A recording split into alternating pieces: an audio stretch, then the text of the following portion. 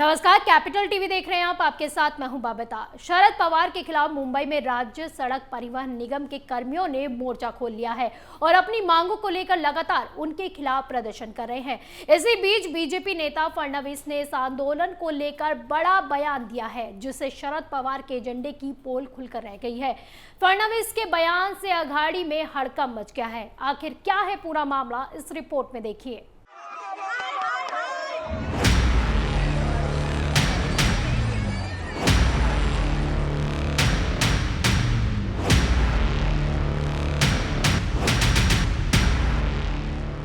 मुंबई में राज्य सड़क परिवहन निगम के कर्मचारियों को अपनी मांगों को लेकर शरद पवार के घर के बाहर प्रदर्शन करना महंगा पड़ गया। कर्मचारियों की आवाज दबाने के लिए अघाड़ी सरकार ने पुलिस को बड़ी कार्रवाई का निर्देश दे डाला, जिसके तहत 107 कर्मचारियों को पुलिस ने अरेस्ट कर लिया। मुंबई के गांव देवी पुलिस स्टेशन में दर्ज केस में इन पर हिंसा की साजिश रचने और दंगे से जुड़े हालात तैयार करने से जुड़ी धाराएं लगाई है। अरेस्ट करने के बाद इन सभी लोगों के स्टेटमेंट रिकॉर्ड किए गए हैं, क्योंकि इन लोगों पर आरोप है कि इन्होंने बिना किसी परमिशन के पवार के घर इकट्ठा होकर प्रदर्शन किया। शरद पवार को निशाना बनाने के लिए घर पर जूते, चप्पल और ईंट पत्थर फेंके। हालांकि सुप्रिया सूले ने इन्हें समझाने की लाख कोशिश की, बावजूद इसके भी प्रदर्शनकारियों ने हंगामा बंद नहीं किया और प्रदर्शन जारी रखा, जिससे शरद पवार बुरे फंस गए।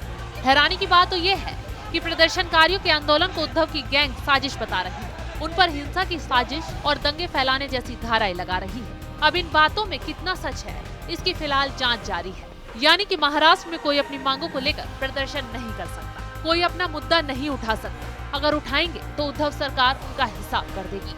वहीं इस प्रदर्शन को देखते हुए मुंबई में सार्वजनिक स्थानों पर भारी संख्या में फोर्स तैनात कर दी गई है।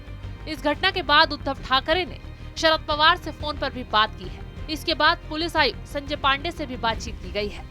उन्होंने पुलिस आयुक्त से शरद पवार की सुरक्षा तैयारी को लेकर चिंता और असंतोष जताया। इसके बाद इस मामले की उच्च स्तरीय पुलिस जांच शुरू कर दी गई है और केस दर्ज हुआ है। वहीं शरद पवार के घर पर हुए हमले की बीजेपी नेता देवेंद्र फडणवीस ने भी निंदा की है और पुलिस प्रशासन पर सवाल उठाए हैं। पूर्व मुख्यमंत्री देवेंद्र फडणवीस ने कहा है कि ये पुलिस विभाग और खुफिया एजेंसियों की बड़ी विफलता है और इसकी जांच होनी चाहिए।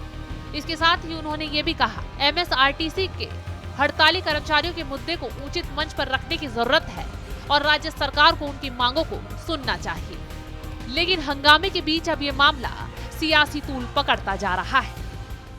शरद पवार के घर के बाहर हुए प्रदर्शन और जूते चप्पल से हुए हमले का मामला तूल पकड़ता हुआ नजर आ रहा है। एक और मुंबई पुलिस ने 107 कर्मचारियों को अरेस्ट कर लिया है और उन पर हिंसा की साजिश रचने और दंगे से जुड़े हालात पैदा करने से जुड़ी धाराएं लगाई हैं। तो वहीं बीजेपी नेता फडणवीस ने हमले की निंदा करते हुए जांच की मांग की है। साथ ही कर्मचारियों की मांगे पूरी करने का मुद्दा भी उठाया है। आप देखते रहिए कैपिटल टीवी। नमस्कार।